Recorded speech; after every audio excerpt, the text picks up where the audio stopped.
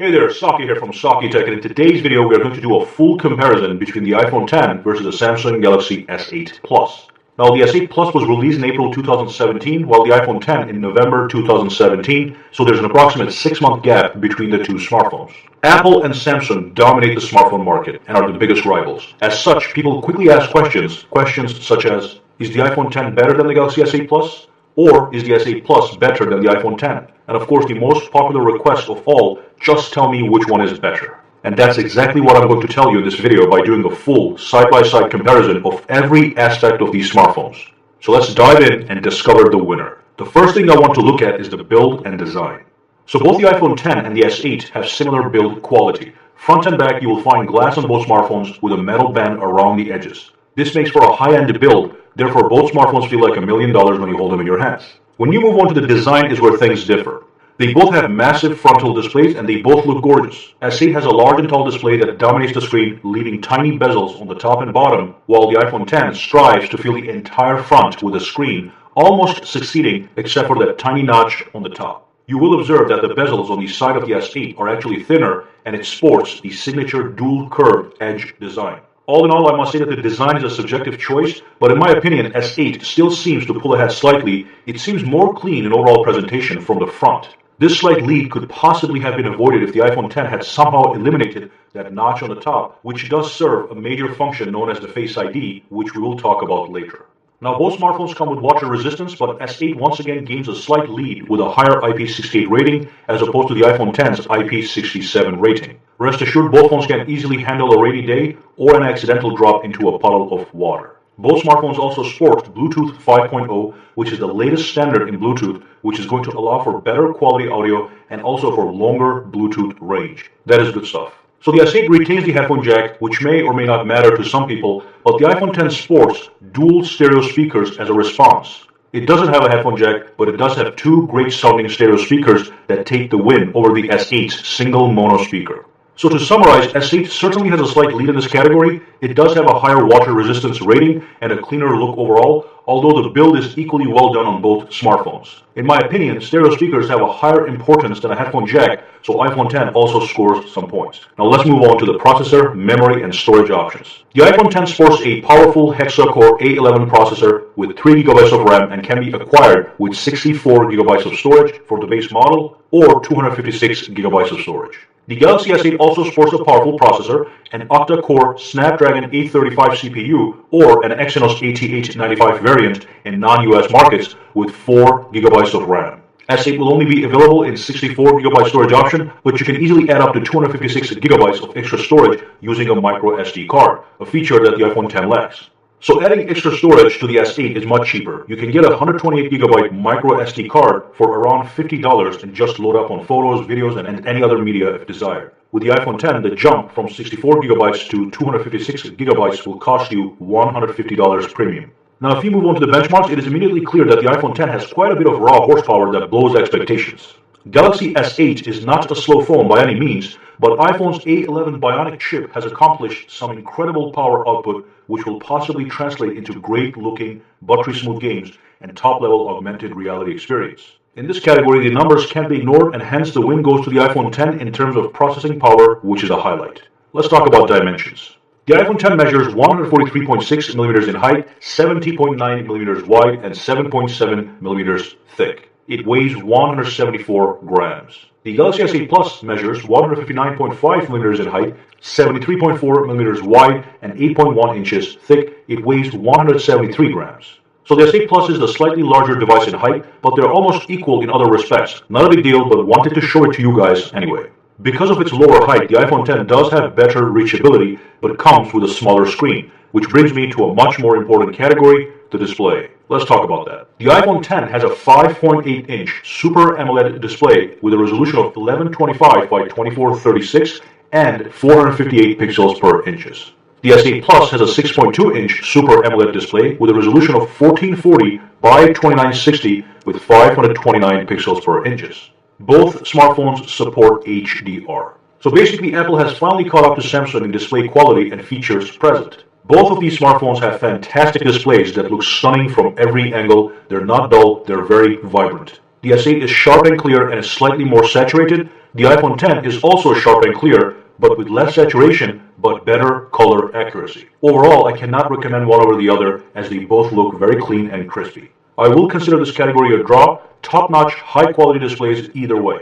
Let's move on and talk about the software, a very important category. Let's start with the basics. The Galaxy S8 runs on the latest version of Android, while the iPhone 10 runs on the latest version of iOS. When comparing iOS and Android, it's hard not to overlook two big differences. Number one is customization. Android's system is a much more open-ended environment and allows for extensive customization via widgets, themes, and home screen tweaking. You can tweak an Android smartphone to fit your personal sense of style. iOS, on the other hand, when it comes to home screens, is just a static grid of app icons with very basic customization capabilities, such as being able to change your wallpaper. On the other hand, iOS does offer some polished apps and a greater gaming experience. Just about every game on the iPhone 10, including graphically demanding games, will run at maximum performance with smooth and lag-free gameplay. This is a feat Galaxy S8 won't be able to match. Additionally, the Apple App Store does yield a larger number of quality apps as opposed to the Google Play Store. So if you care about apps and games and how well they perform, this is certainly something to pay very close attention to. Beyond those two differences, S8 is certainly more productive and feature-rich in the software department. It allows for split-screen multitasking, which means you can run two windows side by side at the same time. And of course, the larger display on the S8 certainly enhances the whole multitasking experience. The S8 also has the Edge functionality. You can swipe inwards from the edges of the display to bring up the Edge panels.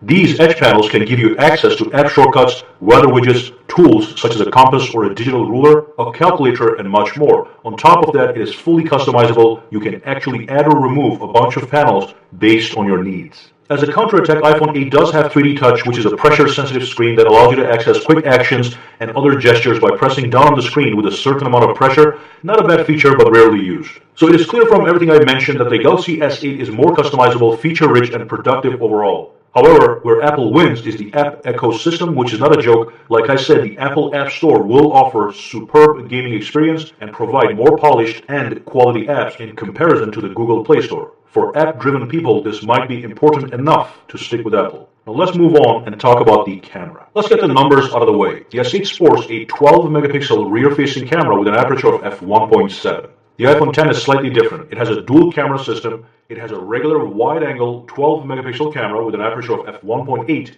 and a 12-megapixel telephoto camera with an aperture of f2.4. The primary reason the telephoto lens exists is to give you two things: 2x optical zoom and special effects for portrait shots, including the popular bokeh effect. And by the way, all cameras on both phones are optically stabilized. So which camera is better? It's hard to say. They both take razor-sharp photos in daytime and have great low-light performance, meaning you can take photos at nighttime and actually get a clean photo without too much noise. If you're an average consumer, which most people are, you will be satisfied with either one of these cameras. However, the iPhone 10 does have an advantage. It has a secondary camera which allows for 2x optical zoom and some really special effects for portrait shots if that is something you are into. And what about video recording? The iPhone 10 again has the advantage because it has the option to record 4K videos at 60 frames per second, or you can tone it down to 30 frames per second. Galaxy S8 can also record in 4K, but only at 30 frames per second. Additionally, iPhone 10 is also capable of recording slow motion video at 1080p at 240 frames per second, which is quite amazing. Galaxy S8 can record at 240 frames per second as well, but only at 720p, a lower resolution. So certainly iPhone 10 outdoes the S8. Finally, S8 has an 8-megapixel front-facing camera, while the iPhone 10 has a 7-megapixel front-facing camera, great for useless selfies to overpopulate Instagram and of course video conferencing. So what is the story with the camera? Let me repeat, if you're an average consumer, and most people are, you will be satisfied with either one of these cameras because they take fantastic pictures. These are both world-class smartphone cameras. However, iPhone runs the advantage here due to its dual cameras and better video recording options. Again, whether or not an average consumer will use those is debatable. So let's move on to the battery. So I'll let you know that the iPhone 10 has a longer battery life after a full charge.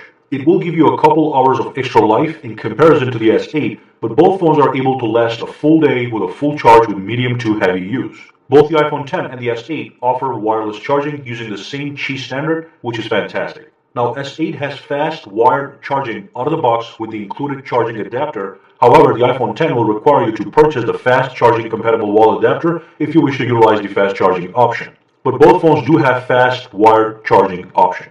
So the iPhone 10 leads in overall battery life, but the S8 gives faster wired charging cable included with your purchase, Both phones have wireless charging. Let's call this one a draw. So let's talk about biometrics and security. In this category, the S8 leads in overall tech. It has 3 ways to unlock your smartphone: a fingerprint sensor, an iris scanner, and a basic facial recognition tool. The iPhone X only has one way to unlock your smartphone, which is the Face ID. Now, Face ID replaces the fingerprint sensor known as the Touch ID on the iPhone. It is essential to understand, however, that the Face ID on the iPhone X is far superior to the facial recognition tool found on the S8. Even Samsung does not recommend using the facial recognition tool on the S8 as a reliable security measure, so honestly we could potentially discard that option on the S8. So what we have here is an iPhone X with a state-of-the-art Face ID system versus the S8 with a state-of-the-art iris recognition tool plus the proven fingerprint sensor. So as I said, the S8 does have more options on the table, so the win goes to the S8 in this category.